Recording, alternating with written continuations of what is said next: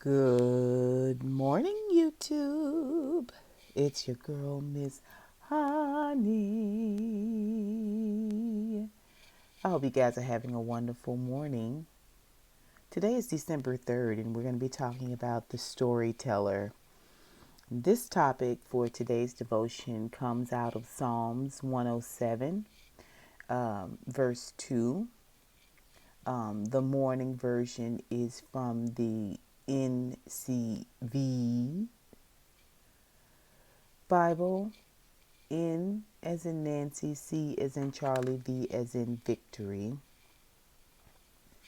And it reads, "That is what those whom the Lord has saved should say. He has saved them from the enemy." The text says going to the mailbox at this time of year is an exciting adventure. You never know what you're going to get. When you open the mailbox and see all those white envelopes holding Christmas cards, it's thrilling to rip them open, gaze at the pictures, and read the letters.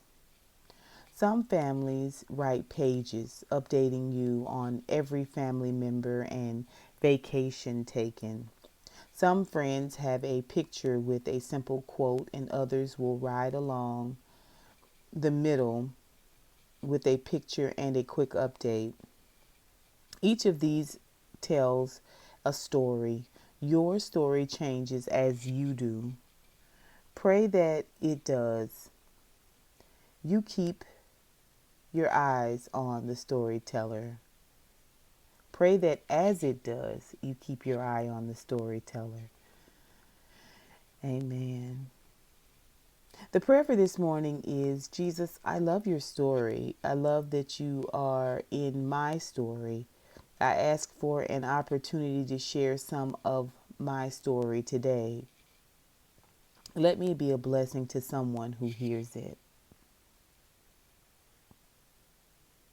Psalms 107, verse 2 for the evening is out of the New King James Version, and it reads, "Let the redeemed of the Lord say so." Huh?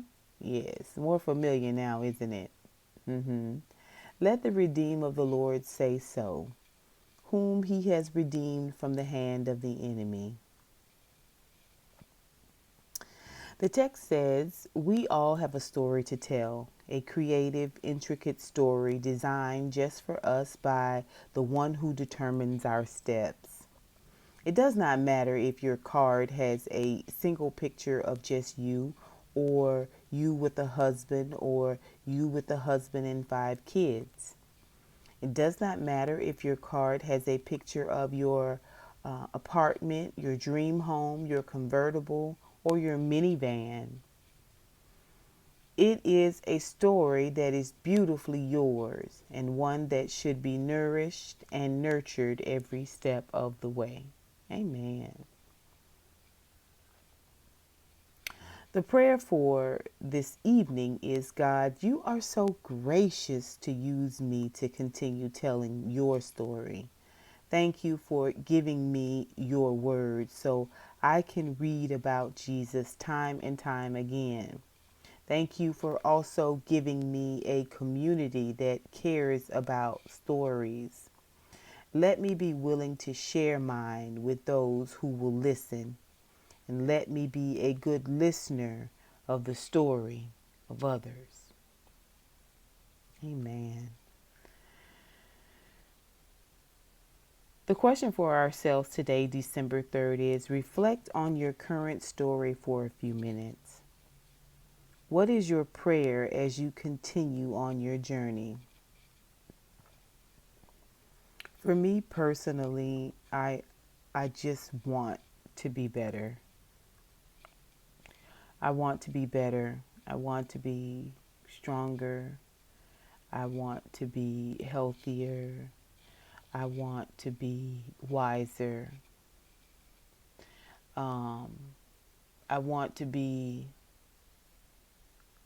more broadened, right? I want to move outside of my comfort zone and just broaden my horizons, right? A lot more. Um, it's so funny because I was always, as a child, underneath my granny, and always loved being with older people. I just always have. And I learned a lot about storytelling. I learned a lot about listening to stories. I learned a lot about what to and not to do from hearing people recant stories of their own lives, you know, about a time that they fell or about a time that they went swimming in the creek and lost one of their friends tragically. Things like that kind of shaped me because I think it also made me very cautious and careful. But also, those stories tell you a lot. When a person is an excellent storyteller, it tells you a lot. You know, you learn a lot of stuff. Um, Not just about what happened, but how to do things, how to process things. And storytelling is probably one of the reasons why I'm a the queen of useless facts because I read everything, I I absorb it, and a lot of times I will look up stuff. People oftentimes ask me about my reading and how I don't necessarily stumble over a lot of words. I do stumble over some things, but I know a lot of words just by sight. Well, that comes from a lot of reading. If you're an avid reader, then you know exactly what I'm saying. And if there's ever a word I come across that I don't know, I'll look it up. That was my parents' favorite thing when you would ask them something coming up. They would say, "Look it up, look it up, look it up." So I have a long history with, with researching. But so I long to travel a bit. I'd like to travel a bit. I'd like to hear other people's stories, and I'd love to retell those stories. I enjoy storytelling and I enjoy retelling stories. Below, you might see her down in the comments. Oftentimes encourages me to do podcasting and storytelling and things like that. And it's something I definitely have thought about, wanting to expand in that way. But I want to get some, real life stories under my belt. And I really enjoy hearing other people's story. I know it seems like I am a big talker, and I am. I like to converse. Um, but man, I'm a very very intense listener. Most of you who watch my TV reviews, I pay attention to the little things. So in listening, I hear so much more than what is being said. And so that's one of the things that I want to do. That's part of my journey. My story is I want to, get a chance to talk to some people and hear their stories and then retell those stories in my own unique way. Um, yeah, so that's a little known dream of mine that I'm sharing with you guys. Um, Listen, about telling your story. You We all have powerful stories that we can share. I have shared some quick little stories with you guys here. They're not as momentous as some people's story, but there is an art to telling a story. I think having lived that story yourself is art within itself. But there is also an art to listening to a person's story and helping them to exegete it and pull it out.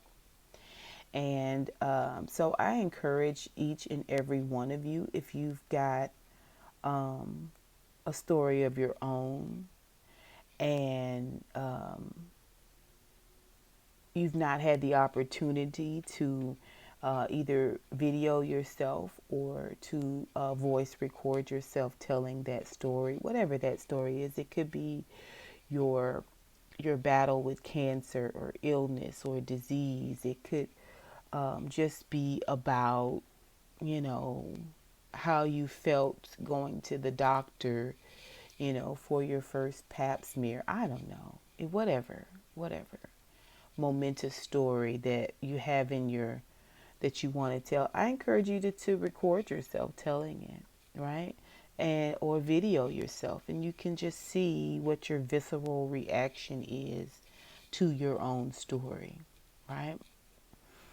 And I encourage you also, if you have a story to tell, to always seek God's will in your telling that story, especially if it's something super personal and intimate. I would be very discreet about who I shared that story with, because that story may just be for a very, very small number of the population, people who can genuinely relate. For instance, as a woman, I don't know that I would tell my struggle with fibroids or infertility, something like that. I don't think I would share it with a young man per se, because it would be more difficult. Now, if the God led me to tell that story, I would. Tell a young man, I would. But I don't know that I would tell it to a young woman who's not in that place, or not having those struggles, or is not in a place to be educated in that way. This is what we call throwing our pearls amongst the swine. To really, what you have, there's so much wisdom and knowledge in the story that you have to tell. But if the person is not in a place where they can receive it, then it's a waste of the knowledge. It's a waste of the wisdom, right? It's a waste of time and energy, right? It's of no benefit. So always pray about telling your story first, right? So, lastly, the more you tell your story, the more value you will see in it. But I always encourage people to record in some form, and then you will hear exactly where you are with that story. If that story still breaks you up and tears you down and makes you a blithering mess, which you all know I can be that way. Sometimes I get emotional. Maybe it's not time to tell that story yet, right? Maybe that story is still too close to your heart, too close to the surface. If you just get mildly choked up and you just need to take a quick second as before you can move forward in telling that story, I think you've moved to a place of healing. If it still just breaks you all the way down, and it just serves as a means to put you in a certain mood, it sets the energy real low, you may not have healed from that story yet. You may not have healed from that situation yet. And in that case, that's a story that you would tell as a testimony, so that others can then offer you love and support and empathy and healing. It may not necessarily be a story that you can use to teach or to impart yet. Yet. Right? Amen. Amen. I hope you guys enjoyed this. It was a little bit different, wasn't it? About storytelling. And I think it was a little bit different from what the devotional writer intended as well. But we do our own little thing over here. So I hope you guys enjoyed this. I am super excited about anytime you guys slip into my DMs or down in the comments when you feel comfortable and you tell me a little bit of your story. I want to encourage each and every one of you to know that I don't take it lightly. I read each and every one of them thoroughly, and I always pray. I always pray for each and every one of you. So please know that. Um, Before I go, I want to offer you a word of prayer that as you tell your story, that not only are others healed and delivered as you tell your story, or empowered and emboldened as you tell your story, but that um, you see and the listener sees and hears the God in your story. How God recovered you, saved you, delivered you, increased your territory. I pray that you see and hear the God in your story, and that the listener sees and hears the God in your story, because therein lies the longevity in the wisdom, right? When we see God in something, we oftentimes don't forget. We mark it, right? And we remember. And that longevity is a part of your legacy, right? It's a story that can be told throughout the generations as a tool, again, to teach, right? And also, it is a tool that we can use, a resource that we can use to draw people in closer to God. Amen. Amen. Amen. Amen. I love you all so much with the love of the Lord. I hope you have an absolutely wonderful day today. It's the end of the week, start of the weekend. You guys be safe out there. You take good care. And until next time, honeybees, I'll holla.